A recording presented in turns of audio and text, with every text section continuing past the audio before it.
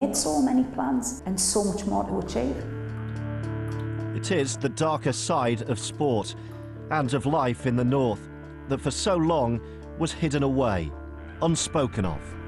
Suicide is by far the biggest killer of young men. It's become a talking point in rugby league, but even more so in our towns and our cities. I'm going across the north to try and find out why we're being hit harder than other parts of the country, and whether rugby league can show the way in preventing suicide.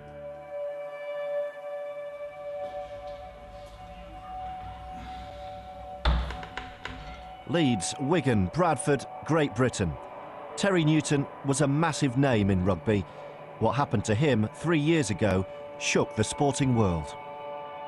I got a phone call off Brian Carney, who was also good mates with Terry, and he said, I don't know for definite, but I think there's been a terrible incident. I think Terry's hung himself. Terry Newton had been banned from rugby after taking growth hormone. I cheated the sport, I cheated the fans, my family. But still, not even his best friends had any idea. Terry was very good at hiding his problems and hiding his feelings, and if you spoke to him, you'd think nothing was wrong. We was all devastated. Rugby had to change and tackle mental health problems head on. Bishop Burton College, base for Hull FC's academy. They're only just starting out. This could be the most important piece of training they'll get. So what we do know is that you're going to experience rough times. We're all going to have those ups and downs. A talk from the charity State of Mind.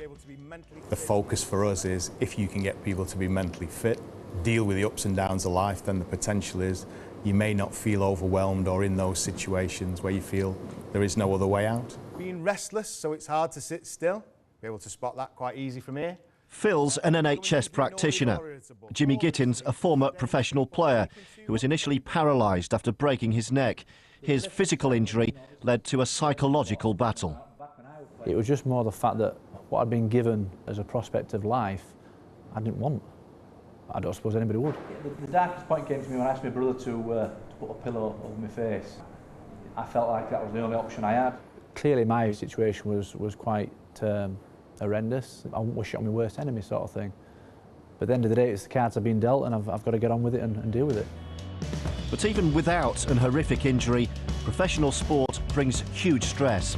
Many suffer from depression. There were some times where I felt low, and I guess I didn't realise that was the stress of the job and also the depression I'd got into. We live in a macho, tough, violent, aggressive game, and it's almost taboo to feel any weakness, both physically and emotionally. Suicide, depression, issues that are now being openly discussed within rugby league are mirrored in northern communities. When we first began, we noticed that the suicide rates in all Super League areas and Rugby League club areas were higher than the national average. Because that's the case, then you realise there's a potential problem. Do we have a bigger problem with suicides than we do in other areas of the United Kingdom? If you were to draw a line through the country roughly at Sheffield, you do find a higher rate of suicides north of that line. So the rate of suicides in the north versus London is about 20% higher, and there'll be a number of reasons behind that. What are those factors? I've come to the northeast, where there's a higher rate of suicide in men than any other part of England. I'm meeting one mum who overnight became an expert. Daniel was 19. He was very popular. We went out shopping one day, left Daniel at home, and we returned home that day with our 2 other boys and found him, and he'd taken his own life. He was just an ordinary, happy young man that sometimes would be down in the dumps, but nothing that you would think that he was suicidal. I think that day will stay with us forever.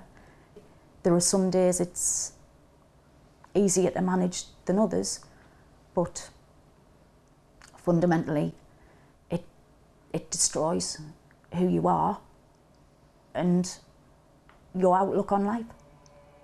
Daniel never spoke about his feelings. So his family set up a charity to break the taboo of talking about suicide. If you care, share. The charity now has 3 aims, which are the prevention of suicide, intervention of suicide through the training workshops, and support of people touched by suicide.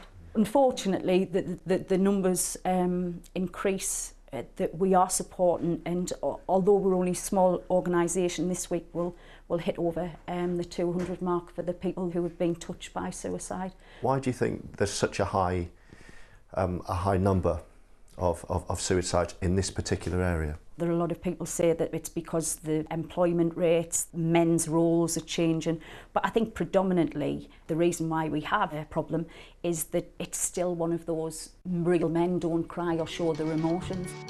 So can professional sportsmen finally help remove that stigma?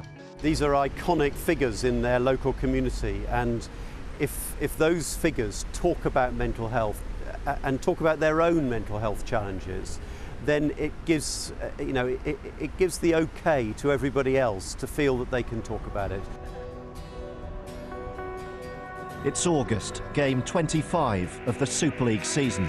State of Mind is targeting a number of high-profile games to attack high suicide rates in the north. Website that gives you all the details about all the services that are in the area. Brilliant campaign this is. It's been recognised by all sorts of famous people, even on Twitter as well. They're all recognising it. I believe that talking about it, it breaks so many boundaries down. My dad used to sit aside of my bed and say, penny for him. He knew what I was thinking, but he needed to get it out of me so that he could help me. That's how I got through it, to be fair.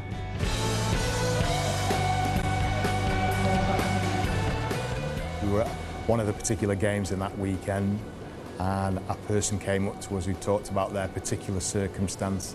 What we did is discuss that with the person, showed them the information with our website. They came back at the end of the game and said, I was contemplating taking my own life tonight, and I don't think I'll do that now. I think that's quite a powerful thing for any project to be able to achieve.